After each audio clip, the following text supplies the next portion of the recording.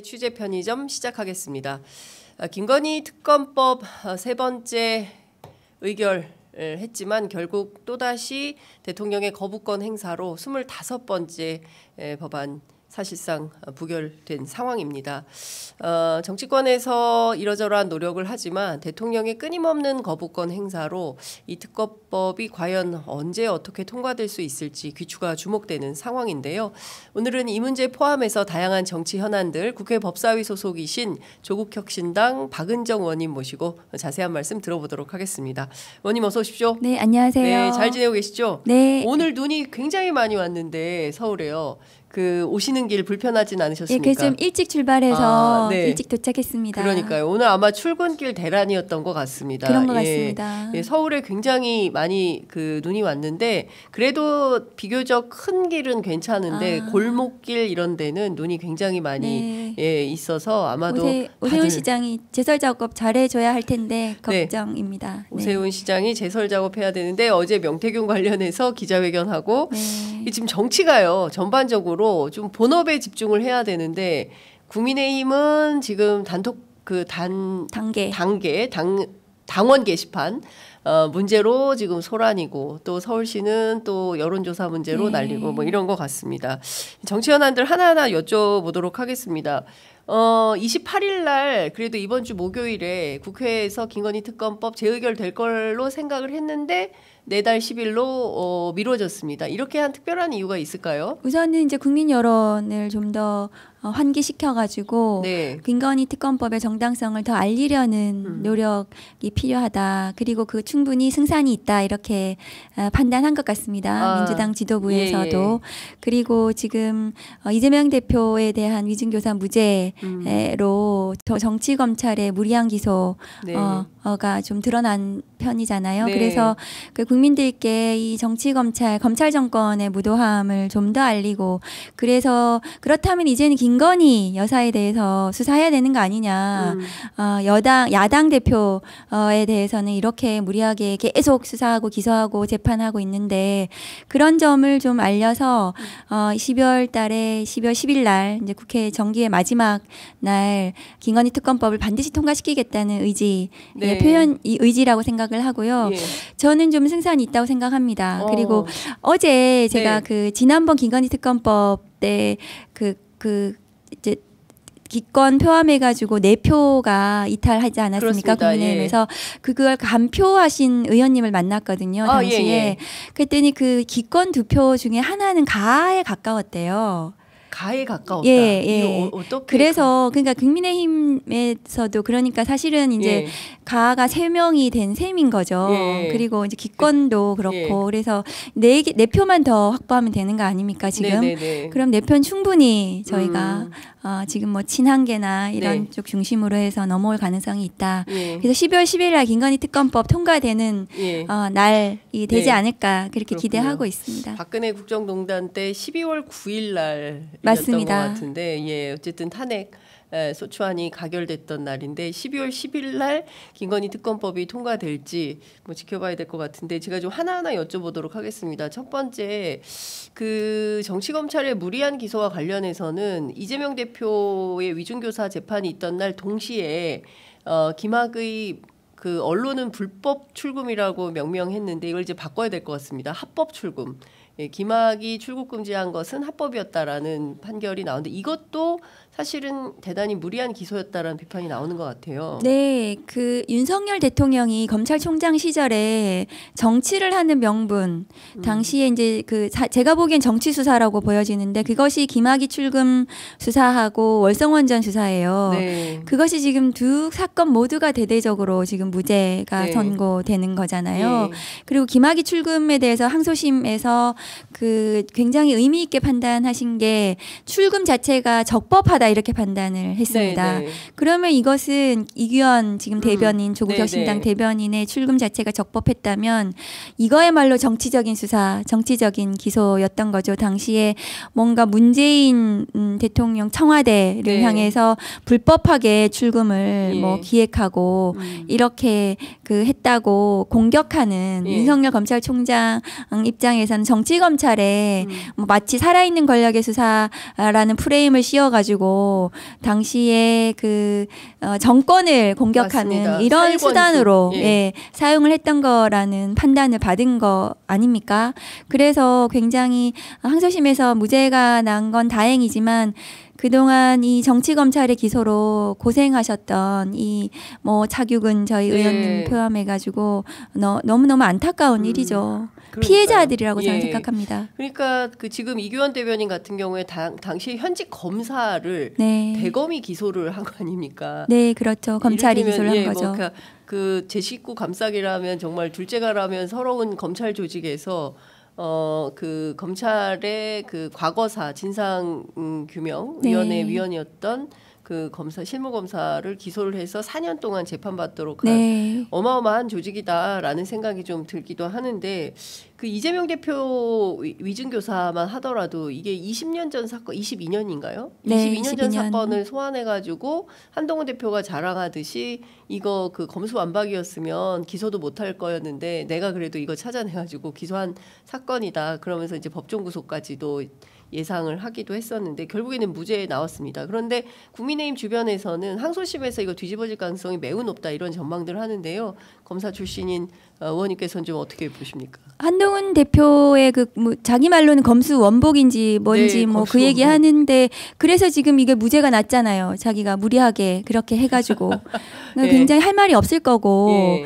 그리고 모든 피고인은 기소가 되면 자기에게 유리한 증거를 찾기 마련이죠. 무죄를 네. 받기 위해서. 그렇죠. 예. 그래서 자기가 생각하기에 이러이러한 내용으로 이렇게 조사가 됐는데 자기가 변론을 이렇게 할 건데 이 변론에 필요한 증언은 네. 이런 건데 당신이 경험한 게 이런 그 맞다면 네. 증언을 해달라. 예. 그래서 피고인의 그 증언 요청이 통상적인 증언 요청이고 헌법상 방어권 보장에 해당한다. 네. 방어권에 해당한다라는 판단입니다. 예. 그리고 이 사건은 제가 이제 공판부장만 2번 했어요. 예. 그래서 제가 공판부에서 위증을 수사하거든요. 네네네. 그래서 제가 위증 전문가입니다. 근데 위증은 단독으로 위증이 많고 위증교사가 붙는 경우에는 많지 않아요. 네네. 그래서 그 위증교사하는 경우에 위증을 한 증인이 경험한 사실에 대해서 증언을 하는데 그것이 위증이라는 것은 허위여야 되는 거잖아요. 네. 근데 교사하는 사람은 그 증언을 하는 사람이 경험한 사실이 뭔지 모를 수가 있죠. 네. 그러니까 위증 교사자와 위증을 하는 증인이 같이 경험한 거면 위증 교사자도 그게 허위라는 걸 알겠지만 이 사건은 증언을 부탁한 사람이 네. 그 증인만 경험한 사실에 대해서 증언을 해달라는 거예요. 나는 이렇게 주장할 건데 네. 사실대로 증언을 해주고 예. 이게 만일에 맞다면 이제 증언을 해달라는 그런 거기 때문에 나는 잘 모르지만 내가 네네. 경험한 것이 아니기 때문에 그래서 위증 고의가 없는 거예요. 허위에 대한 고의가 없는 거죠. 예. 자기가 위증 그것이 허위라는 인식이 없는 상태에서 예. 사실대로 증언해 달라는 얘기를 계속 하는 예, 그렇죠. 거잖아요. 예, 아는 욕독치에 대로만. 아는 대로. 예, 사실대로. 그런 경우에는 그 공판부 혹은 형사부에서는 절대로 기소 못합니다. 저희가 그 무죄 쓰기 굉장히 좋은 사건이잖아요. 그러니까 이 사건은 무죄를 감수하고 기소한 정치 검찰의 무리한 기소라고 예. 보여집니다. 예. 그래서 그렇게 저는 보여지고 근데 무죄의 이유가 피고인의 방어권, 헌법상 권리예요. 네. 그래서 2심에서 이것을 뒤집으려면 피고인의 방어권을 건드려야 돼요. 2심 네, 판사님이. 예. 피고인의 방어권은 헌법상 권리이기 때문에 예. 이 건은 2심에서 뒤집힐 가능성이 희박하다. 네, 네. 왜냐하면 피고인의 방어권은 헌법상 보장돼야 되는 예, 권리이고 예. 방어권 범위 내라는 판단이고 이건 방어권에 대해서 충분히 보장해야 되는 헌법상 권리를 네. 2심 판사님이 아니야 이거는 방어권 보장 안 해도 돼 예. 이렇게 판단하는 것은 굉장히 어렵다. 2심에서 뒤집힐 가능성은 좀 높지 않다고 봅니다. 2심에서 뒤집힐 가능성 제로입니까? 뭐 많지 않다 저는. 많지 않다. 네, 예. 어쨌든 2심도 무죄다. 제대로 그렇죠. 예, 예. 이거는 기소해서는 안 되는 사건이죠. 애시당초. 애시당초 기소해서는 안 예. 되는 사건이고 그래서 이재명 대표에 대한 모든 수사와 기소가 이런 네. 식으로 된 것이 아닌가 의심스럽죠. 네. 정치 검찰이 무리하게 어쨌든 저 적법한 통상적인 증거 판단에 의하면 기소해서는 안 되는 사건들을 막 마구잡이로 기소해서 뭐든 하나 걸려라. 그래서 정치 생명을 그냥 중단시키겠다는 의도. 그런 와중에 이제 뭐 한동훈 대표 검수 원복이니 뭐니 이렇게 뭐 얘기하고 있지만 그것이 잘못됐다는 것이 이번 판결로 드러났죠. 그리고 법원의 경고죠. 이런 무리한 기소하지 마라. 피고인의 방어권, 헌법상 권리를 침해하는 그 방어권을 보장해야 되는 이런 헌법적 맥락 속에서 나온 판단이라고 저는 생각합니다.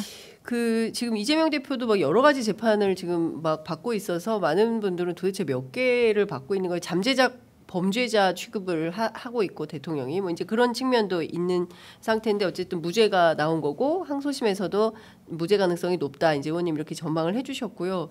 조국 대표의 경우에도 대법 앞두고 있습니다. 어떻게 좀 전망을 하십니까? 이제 대표님도 말씀을 하셨고 저희 또 공식적인 논평도 나갔는데 그 내용 중에서 법리적으로 또 다투고 있는 부분들이 있고 그런 부분에 대해서 대법원은 이제 법률심이기 때문에 저는 무죄 취지로 파기환송 될 거라고 기대하고 있어요. 그래서 무죄 취지로 파기환송이 되면 이제 다시 재판을 해야 되고 그렇게 저는 흘러갈 거라고 예상하고 있습니다. 그렇군요. 근데 사실 지금 그 유력한 야권의 정치 지도자들이 전부 재판을 받으러 다니면서 실제로는 정치에 집중해도 모자랄 시간에 뭐 또 재판 그래서 뭐 사법연금 뭐 이런 얘기까지 나오고 있는 상황인 건데요. 이를테면 이재명 대표도 무죄 그리고 그 조국 대표도 파기환송 뭐 이렇게 되면 내년부터는 분위기가 또 확 바뀔 수도 있겠다라는 생각이 좀 드네요. 네, 지금 정치검찰이 야당 대표들에 대한 사법살인을 자행하고 있는 셈이잖아요. 그래서 우리 그 소중한 대선 주자들, 그 야당 대표들이 어쨌든 법원에서 또 그 건재 이렇게 살아서 그 또 건재하신다면 야당 입장에서 민주진보 진영에서는 굉장히 대반격의 시간들이 될 거라고 생각합니다. 근데 기본적으로 좀 이런 생각이 좀 듭니다. 뭔가 정치의 정상화라는 게 필요한데 오늘 뭐 보수 언론, 진보 언론 가리지 않고 김학의 그 출금과 관련해서 검찰의 무리한 기소였다라는 것을 비판하는 보도가 상당히 많이 나오고 동시에 뭐 오늘 아침 신문들 보시고 다들 깜짝 놀라셨을 것 같은데 트럼프 행정부가 어쨌든 가까운 이웃 국가들부터 관세 폭탄을 터뜨리고 있고 결국엔 이게 한국까지 올 거고 내년 그 경제 전망이 1%대의 성장률 그러면 지금 사실 정부 여당은 경제와 민생과 그리고 이제 트럼프 시대에 우리 먹고 살 문제를 어떻게 마련할 건지에 대해서 중차대한 어떤 결심을 해야 되는데 여당은 지금 당원 게시판 가지고 막 정신없이 싸우고 있고 대통령실은 도대체 뭘 하는지 잘 모르겠습니다. 대통령께서는 거의 국정 운영 안 하고 있는 느낌이잖아요. 그래서 뭐 정상적으로 뭐가 돌아가는 것 같지 않습니다. 제가 뭘 보기에는. 하고 있는 건지도 잘 모르겠습니다. 김건희 여사 지키기 하고 있는 거죠. 김건희 여사 지키기. 특검법에 대해서 계속 주시하고 그러니까요. 그거 외에는 관심이 없을 거라고 생각합니다. 그러니까요. 의원님께 여쭤보도록 하겠습니다. 그 세 번째 특검이었고요. 사실 줄여줄 만큼 다 줄여준 거 아니겠습니까? 그렇죠. 뭐 그 법무부에서는 물론 뭐 실제로 제3자 특검 아니다 뭐 이렇게 주장은 하지만 어쨌든 물러설 만큼 야권이 상당히 물러선 법안인데 이마저도 거부권 행사를 하고 끝내 25번째 이승만보다 더 많은 기록을 더 빠른 시간 안에 더 많은 거부권 행사의 기록을 세우게 된 이런 상황인 건데 그 야권 정치인들 사이에서는 한탄도 많이 나올 것 같습니다. 주로 무슨 얘기들 하십니까? 국민들께 죄송한 마음이죠. 이 거부권 전국이 계속 이제 이어져서 정치가 제대로 진행되지 않는 정치의 실종을 국민들께 보여드리는 게 대통령 책임이 가장 큰 것이죠. 그런데 김건희 특검법 관련해서는 아까도 말씀드렸다시피 국민의힘 내부에서도 윤석열 김건희 부분은 좀 도려내야 되지 않나 이런 인식들이 있대요. 그리고 그래야 다음 선거 국민의힘이 보수가 제대로 재건될 수 있다. 그런 인식들이 있기 때문에 윤석열 대통령이 좀 고립되는 그런 느낌이긴 해요. 그래서 친윤계들은 뭐 어쨌든 한동훈 대표를 밀어내기 위해서 네. 뭐 당원 게시판 가지고 노력하고 있겠지만 한동훈 대표는 버티죠. 버텨요? 예, 검사 한동훈은 버티죠. 표현이 좀 그렇지 맷집이 있죠. 그래서 한동훈 맷집이 있다. 네, 그래서 그 버틸 거기 때문에 그것도 쉽지 않을 거고 그렇다고 뭐 한동훈 대표가 반윤을 해가지고 윤석열 대통령을 뭐 들이받고 뭐 이렇게 할 것도 아니고 그냥 이렇게 버티면서 사그라드는 국민의힘 자체가 아닙니까, 쪼그라들고 뭐 다음 선거 이렇게 해서 자기가 이렇게 다시 회복할 거라고 이제 기대할 건데 그건 착각일 거라고 생각을 합니다. 저는. 그래서 국민의힘은 더 이상 이제 어떤 국민들께 어떤 마음도 얻지 못하고 있죠. 지금 김건희 여사 지키기 정당으로 그냥 제가 보기에는 거의 낙인 찍힌 것 같은데요. 그 의원님 TK 출신이시잖아요. 맞습니다. 대구. 그 뭐 친척들도 많이 계실 것 같고 그 보수적인 그 TK에서 한동훈 대표에 대한 민심은 좀 어떤 편이에요? 윤 대통령에 대해서도 또 어떤 평가를 좀 하시던가요? 제가 이제 보수의 쪽의 얘기를 좀 들어보면 윤석열 대통령은 너무 품격이 없다.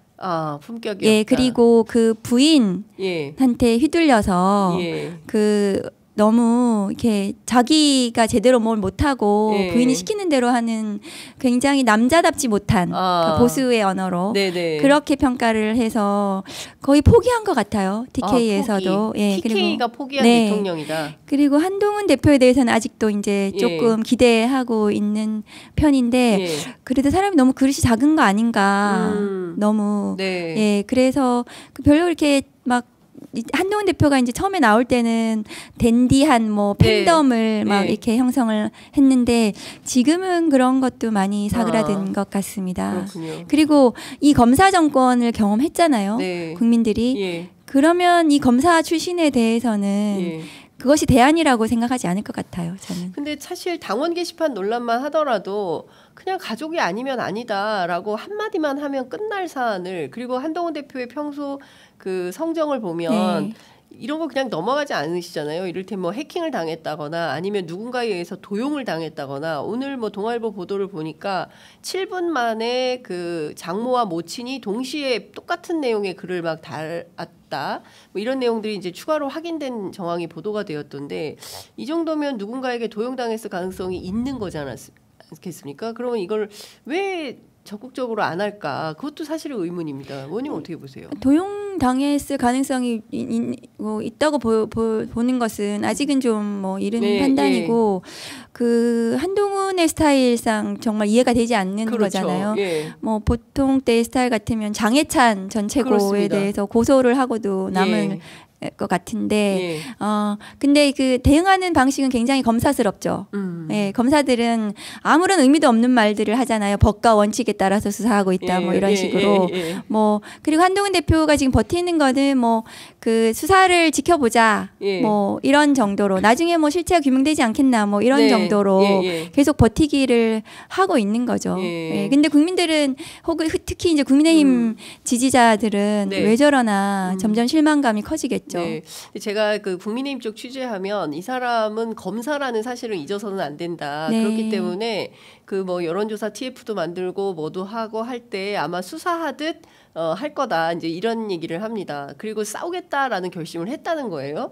근데 대통령에 직접 들이받거나 이런 거는 못할 거다라고 의원님 이제 전망을 해주시고 실제로 의원님 전망이 다 맞았습니다. 지금까지 과정에서 실제로 이제 세 사람은 원팀이기 때문에 그 못한다라고 말씀하셨는데 실제 그 판단이 적확하게 맞아 떨어졌고 그리고 지금 단계에서는 이제 본인을 그 밀어내려고 하는 거다. 이건 당대표 쫓아내려고 하는 거다. 이렇게 이제 격앙된 반응까지 나왔어요. 근데 버티는데 언제까지 버틸 수 있을까도 사실은 의문이거든요. 네, 이제 김건희 특검법 연동이 돼 있다고 봐야겠죠. 윤석열 대통령 힘이 빠지게 되면 그 국민의힘 내부에서 권력을 본인이 주도할 수 있을 거라고 생각을 하겠죠. 한동훈 그러면. 대표가 그때까지 버티겠죠. 그러면 그렇다고 뭐 본인이 김건희 특검법 찬성하자 이렇게 해서 그 국민의힘 의원들을 규합하고 이럴 거라고는 보여지지 않고요. 같아요. 네. 그러나 뭔가 상황을 주시를 할 것 같습니다. 아, 그렇군요. 그러면 12월 10일이 사실상 D-Day라고 볼 수가 있을 것 같은데 의원님께서 아까 뭐 좀 그 사실상 가표에 가까운 기권표를 포함해서 4표만 더 흔들면 네. 충분히 이제 200석을 넘겨서 아마도 그 김건희 특검법이 연말 안에 크리스마스 전에는 통과될 가능성이 높다. 이제 이런 전망을 해주셨는데 국민의힘 내부에서는 여전히 이런 얘기가 나옵니다. 뭐 당론으로 부결. 그러면 흔들릴 수 없을 것이다. 아직은 대통령 힘이 있기 때문에 안 흔들린다. 이제 이런 판단들을 하거든요. 국민의힘 내부에서는. 국민의힘 내부가 굉장히 불안한 것 같더라고요. 그래서 예. 그 아예 이제 기권을 전부 다 해서 나가버리는 이런 한도 뭐 그 안에 있으면서 이 표결을 참여하면은 이게 재의결은 또 무기명이기 때문에 맞습니다. 뭐 불안한 것 같더라고요. 그래서 뭐 당론이라든가 아니면 아예 그냥 기권하고 전부 다 나가버리는 퇴장해버리는 아예 그 쓰지 못하게 하는 그런 한도 이제 그 하고 논의 또 검토하고 있다고 제가 들었거든요. 네네네. 그렇게 되면 국민들이 가만히 있을까요? 그럼 그렇게 되면은 그러니까 지금 뭐 해야 될 일들이 너무 많은데 김건희 이 특검에 딱 갇혀가지고 여사 이슈에 갇혀가지고 한치도 바깥을 못 그리고 나가는 이 여사 이슈는 끝나지 않죠. 그렇습니다. 바로 지금 계속 여진이 있는 것이고 상설특검법 또 지금 또 오늘 법사위에서 운영위 규칙이 또 통과되면은 또 상설특검에 따른 수사 요구를 또 그 대통령한테 올릴 거거든요. 특검 임명해야 돼요, 대통령이. 이게 3일 안에 특검을 하도록 상설특검법에 이제 규정이 되어 있고 특검을 임명하지 않으면 이것은 탄핵 사유가 되는 거죠. 직무유기로 볼 수 있기 때문에 탄핵 사유인 거죠. 그러면 오늘 그러면 이따 10시부터 하는 국회 법사위에서 상설특검법 규칙 개정안을 통과시켜서 그러면 전체 7명 가운데 4명을 야권이 하게 되는 겁니까? 그러면 국회 본회의에는 안 올라가서 통과되면은 이제 대통령에게 수사 요구가 올라가는 거죠. 그게 28일이 되는 건가요?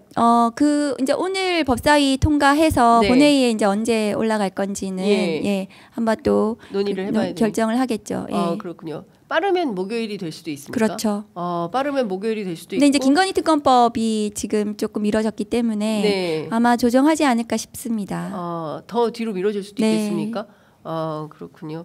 근데 뭐라도 하나라도 빨리 좀 돼서 좀 진척이 됐으면 좋겠다라는 게 이제 국민적 판단인 것 같은데요. 한동훈 대표 입장에서는 지금 김건희 특검법 통과가 본인에게는 조금 낫죠. 왜냐하면 거기는 본인 연루가 명태균에서도 본인은 그렇습니다. 좀 벗어나고 있다고 하는 거 아니에요? 그러면은 도이치 뭐 명태균 이 두 가지가 특검으로 통과가 되면 그 김건희 윤석열만 도려내는 상황이 되니까 한동훈 대표에게도 굉장히 유리한 특검입니다. 김건희 특검법은 그래서 뭐 이게 통과됐는데 특별하게 본인이 뭐 이제 막을 이유도 없는 것이다. 이제 이렇게 보시는 거군요. 근데 그 얘기가 딱 맞는 것 같습니다. 왜냐하면 명태균 이슈를 덮기 위해서 당원 게시판 논란을 키우는 거 아니냐. 그 관련자들이 오히려 나를 공격하고 있다. 이게 이제 한동훈 대표의 입장이기 때문에 실제 그런 면이 없진 않아 보입니다. 민주당에서 이제 추가로 관계돼 있는 현역 국회의원들 더 폭로를 할 예정으로 알려져 있는데요. 지금까지 나온 사람들만으로도 도대체 몇 명인지 헤아릴 수 없을 만큼 숫자가 늘어나는 것 같습니다. 오세훈 시장 어제 기자회견 했는데 혹시 보셨습니까? 네, 오세훈 시장의 입장은 좀 어떻게 보세요? 납득 가능하십니까? 아니요, 전혀 납득되지 않고 오세훈 시장이 저는 이제 명태균 씨 처음 녹취에 오세훈 시장이 울었다는 거잖아요. 아니 질질 짰다고 저한테 얘기했습니다. 그게 나와야 되죠. 뭐 때문에 그랬는지. 왜 울었는지. 명태균 씨 얘기가 좀 설득력이 있어 보이잖아요. 지금 나오는 내용들을 보면. 그리고 오세훈 시장이 지금 뭐 그 다른 사람이 대신 지지자가 또 저희가 또 그 사무실을 또 가보지 않았겠습니까? 저희 보좌진들이 전부 다 어제 정말요? 또 김씨 사무실에? 그 공정과 상생 사무실이었다는 곳을 또 우르르 가가지고 또 봤습니다. 그래서 이거 박은정 의원실 정말 뭐 저기 탐문하고 현장 확인하고 네. 예. 그래서 그거는 저희 계속 파헤칠 거고 네. 오세훈 시장은 지금 뭐 차기의 뭐 대선 주자 뭐 이런 그렇습니다. 얘기가 나왔었는데 이거 맡기도 급급할 거라고 생각합니다. 지금 창원에서 포토라인에 설 것으로 보여지거든요. 오세훈 시장에 대해서는 이게 어떻게 막을 수가 없잖아요. 지금 보면 그 첫 번째가 여론조사와 관계된 문제가 있는 것이고요. 그리고 이게 무상으로 받아 정치자금 그렇죠. 그렇다면 정치자금법 위반 액수도 크고요. 액수도 크고요. 네. 그리고 몰랐다는 건데 그렇죠, 몰랐다. 무슨 짝사랑을 그렇게 모르게 혼자서 뭐 할 수는 없는 거 아니겠습니까? 그렇죠. 그리고 사실상 공표에 해당하는 거 아니겠습니까? 여론조사 그렇죠. 해서 자기 보려고 뭐 그렇게 돈을 많이 들여가지고 명태균 씨가 그거 자기 혼자 보려고 비공표 여론조사 왜 돌리죠? 그것을 말이 안 되는 말이 거죠. 안 되는 거죠. 그러면 오세훈 시장 서울시장인데 창원까지 가서 검찰 조사 받아야 그러니까 그래서 자꾸 서울로 와야 된다. 저 수사 자체가 창원 사건이 아니고 지금 서울의 특수본이나 수사단 설치해서 검찰총장이 전면에 나서야 된다. 저거는 검찰총장이 하고 있는 수사예요. 사실상 창원에서 하는 수사가 아니거든요. 근데 검찰총장은 뒤에 이제 숨어가지고 대검 참모들 통해가지고 창원지검 계속 막 이래라 저래라 하고 있을 텐데 그러지 말고 검찰총장이 내 책임으로 직할로 수사단 꾸리고 그 여론조사가 계속 문제가 되잖아요. 제가 이 사건 터졌을 때부터 제가 제일 먼저 이건 여론 조작이 핵심일 수 있다. 그렇게 했는데 지금 나오는 것들은 전부 그거잖아요. 그렇습니다. 그래서 선관위도 넣고 전문가들 넣고 해서 대대적인 수사단 꾸리고 중앙에서 그러니까 그게 중앙지검이란 뜻은 아니고 여기서 여론이 언론이 그 뒤를 제대로 들여다볼 수 있도록 수사가 진행이 돼야 된다. 그래서 오세훈 시장이 창원 갈 게 아니고 그 여기서 수사팀이 서울로 와야 된다. 네, 제대로 수사팀이 오는 게 아니라 꾸려야 되는 거죠. 꾸려야 된다, 제대로. 꾸려야 된다. 그렇게 말씀드리는데 계속 이제 작은 사건으로 하려고 막 창원에서 수사를 하고 또 서울 동부지검에 또 서울에 있는 사람들은 거기서 또 조사를 하겠다. 사무실을 하나 만들어 가지고 하겠다고 선관위 직원도 또 전문가로 뭐 자문 받도록 하겠다. 그래서 굉장히 그 뭐 이렇게 궁색해요. 제가 막 수사단 꾸리라고 했더니 그래서 그러지 말고 이 사건은 박근혜 국정농단 사건 당시와 마찬가지로 중앙에서 대검에서 수사 특수본 꾸리고 그 다음에 이제 특검으로 넘어가야 되는 거죠. 이게 대통령 부부를 정조준해야 되는 수사예요.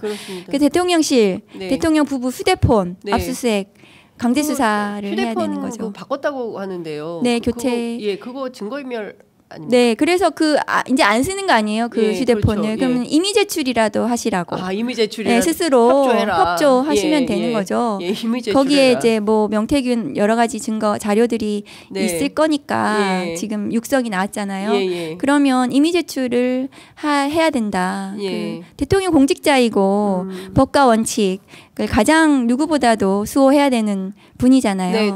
그래서 그 권유드립니다. 네.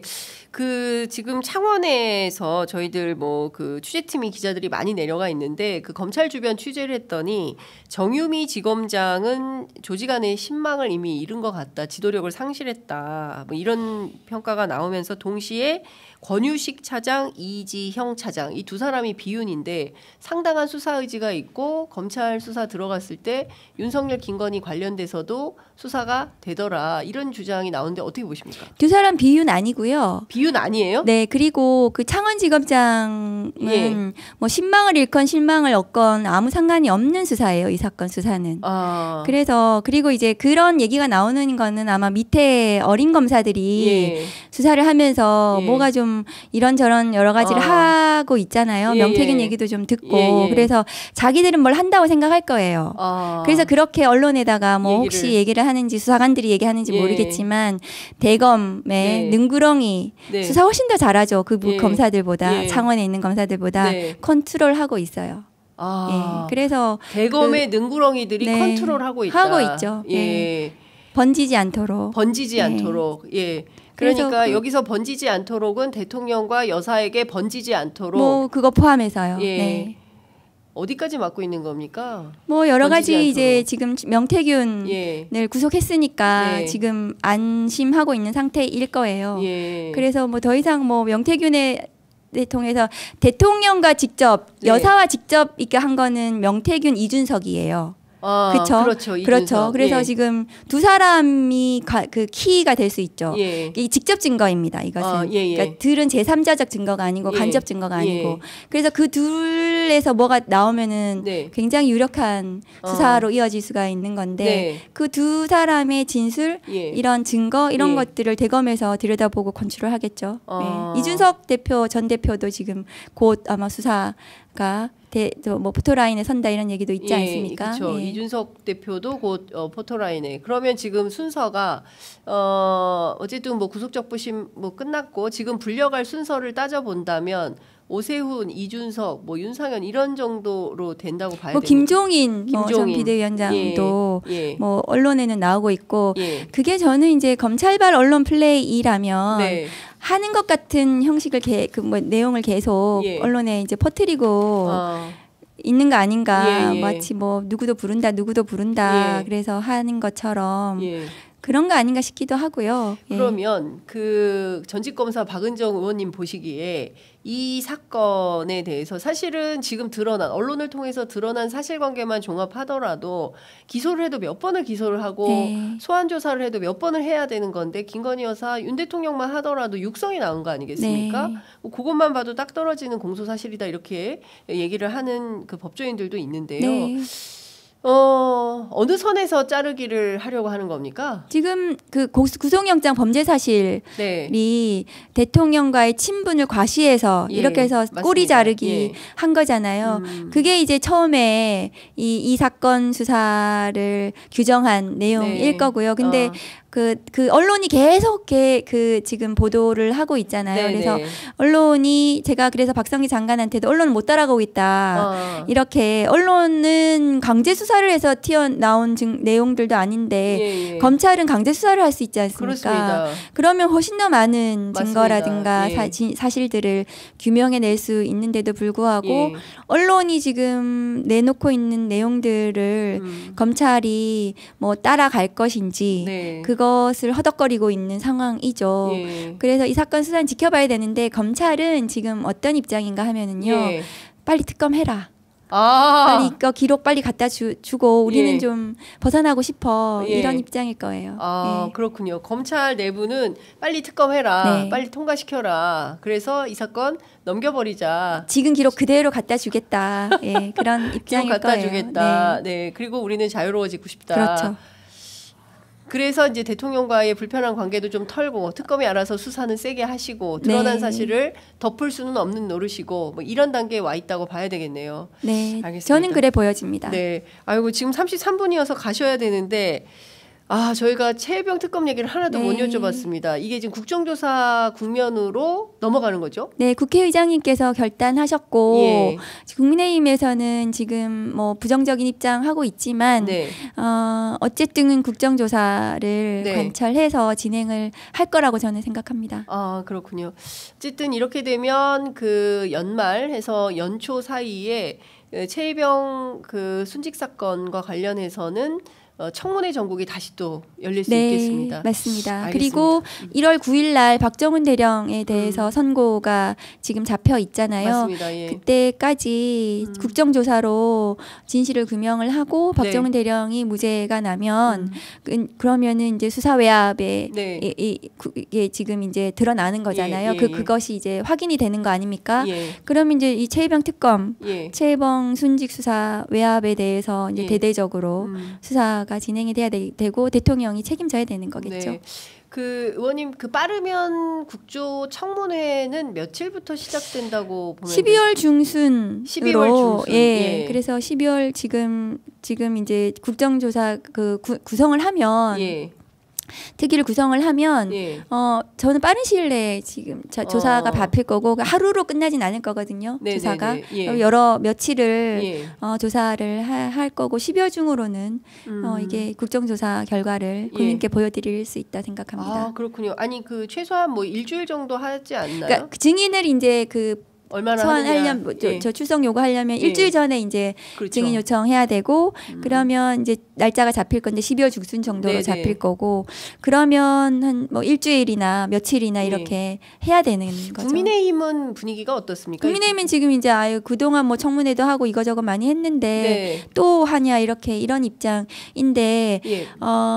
지금 김계한 사령관이 전역했고요. 맞습니다. 지금 이제 그래서 그리고 이제 지금 공수처에서도 참고인 수사 지금 다시 재개한 거잖아요. 그와 맞물려 가지고 그동안 경로 대통령 경로의 실체를 이제 규명해야 되는 거죠. 예. 02-800-7070 도대체 누가 전화한 건지 여자 목소리인지 남자 목소리인지 온 국민이 궁금해하고 있습니다. 그 부분 실체 규명해야 그분 됩니다. 목소리가 국정조사에서 반드시 규명되어야 되지 않을까라는 생각을 해봅니다. 아유, 원님 6분이나 더 모셨습니다. 오늘 말씀 여기까지 듣고 조만간 다시 모셔서 검찰 분위기 또 여쭤보도록 하겠습니다. 말씀 잘 들었습니다. 감사합니다. 감사합니다.